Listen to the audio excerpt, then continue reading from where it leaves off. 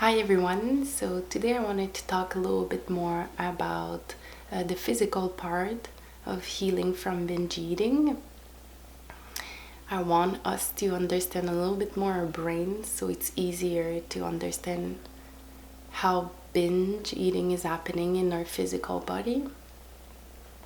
And for that, we need to understand a little bit more the brain. So, of course, our brain is really smart, but it's not without its flaws.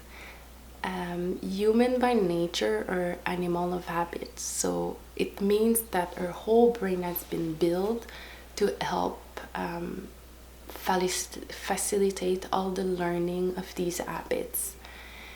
So when we're growing up, our brains creates many roads, if we can say, in our brain for all these learning process. The more we use these specific road, the easier it gets. So this is how we create an habit. It could be a good one, it could be a bad one. It doesn't matter. The brain doesn't know that it's good or bad. It's just a habit that is being created. So we can imagine that a path that is the most taken is like a highway, and a path that is less taken is like a dirt road. So it's gonna take you a lot more energy and time to use the dirt road than the highway to go to the same destination. Our habit around food are mostly created the same way. So the more we reinforce one habit, the easier it is to do it. And this is a really important part because I want you to understand that binge eating is mainly just a natural reaction of your brain. It's not something that is wrong with you. It's just your brain is reacting exactly the way that it was biologically made to react. If that can help you, that helped me a lot to realize, okay, I'm a little bit of a victim here of my brain and my physical body. Let's take an easy example. So if you're trying to teach a kid to brush his teeth, at the beginning it's gonna be hard, but it's with the repetition of doing it every day that it gets easier and easier to do it. Over time, there's less mental effort that is required to do the same task. So it's like initially the road is really hard to build, but the more you build it, it's gonna get easier. So you can start from a dirt road, but you can go after a while, it's gonna get like a highway. The only thing when we're talking about food is that there is something that makes it a little bit more hard. It's that in the prehistoric times, human had to work a lot harder to get food. And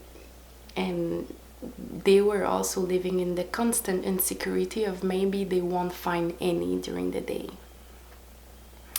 This is why our brain developed a perfect method, and it's from the help of a hormone that we call dopamine that makes you so dopamine is secreted just at the idea of eating food, and it gives you also the motivation to hunt for maybe 1 or 2 days to get the food. So that's how your brain motivates you to eat. And this is important information because this is why food tastes good. Because if it didn't taste good, we would not eat and then we would die. So it's important that food tastes good to make sure that humans are gonna survive, you know? Nature is really smart when you think about it. And it's the same thing for sex as well. If sex didn't feel good, we would have no desire for sex, so we would not reproduce, and then there would be no second generation of human. This is all method that has been created in our body to make sure of the survival of our species. I love nature, and God is really good. So the only catch when we know that information is that we don't live in a world where we need to hunt every day. We have access to food, and we have incredible access to food. At every corner we can go to the supermarket and find food easily and many times per day. So the thing is like our society has really progressed really fast, but it's like our brain hasn't had the time to catch up with all of these new progress.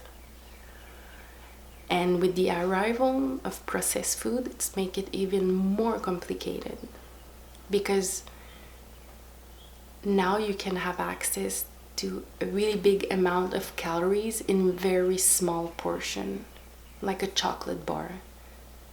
So it's really, really easy to eat more than you need and to eat for fun, because it really feels good to eat that chocolate bar, a lot more than the vegetables. So now that we know that, how do we actually develop the habit of binge eating? So it's usually start with a desire to lose weight. So there's a desire to change your body physically. And now, after that, we start thinking of all the many ways that we could lose weight. Of course, our first idea is to go on a diet. So we embark on that diet journey where we're gonna find many ways to reduce our calories in a day. We're gonna increase our physical activity. We're gonna eat only specific type of food. We're gonna calculate our portion. We're gonna do a detox, or we're gonna fast. We're gonna find any ways that we think that's gonna make us lose weight. But what all these changes are that they have in common, it's that they usually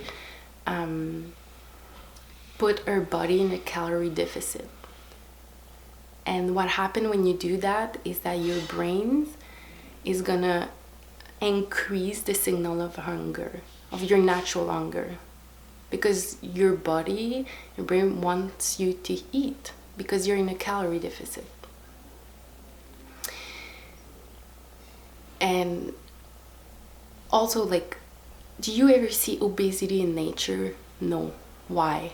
Because animals eat when they're hungry and they don't eat when they're not hungry, because they really eat based on their physical need, like their necessity for energy during their day, and they follow it, they listen to it. And that is exactly the natural process that we're messing with when we're starting a diet, a plan, anything that creates restriction, because we stop listening to our natural, true hunger signal of our brain. And the more you ignore this signal, what's gonna happen next is your brain's gonna just keep increasing it because it wants you to eat. And then it becomes stronger and stronger until you can't resist this anymore. And what happened? You binge. This is the first binge that's gonna happen. And of course, after a binge, we all know it. We feel really bad, we feel ashamed, and we still feel fat if we don't feel more fat than we used to. And all these negative energy are just gonna encourage us to start again. So we're gonna do tomorrow I start over again. On Monday I start my diet again. But binge, after that, can happen 1 up to 20 times in 1 month. And some people binge every day because they restrict during the day and they binge at night at home, thinking they'll be able to resist it, but often they can't. And the more you do that cycle, the more you reinforce it gets just stronger and stronger. So you're literally creating that new habit. But in this case, it's a dysfunctional habit because it doesn't serve you, and it's not sustainable for the long time. And the worst thing in that, it's after a while, you usually never really lose weight. If you lose weight, you're gonna gain it all back. And often, when you start binging, you're gonna have more weight than what you had before. And you're stuck in that cycle. You start isolating yourself. You only focus on food. You obsess about food. You're obsessed about your diet. And the only thing that makes you happy, because you've become depressed, is the binge. So how hard it is to get out of binge eating when your only happiness is that small window of binging. Okay, so that's all for today. And in another video, I'm gonna talk more how you can get out of it, because it's possible. I'm telling you, it's possible.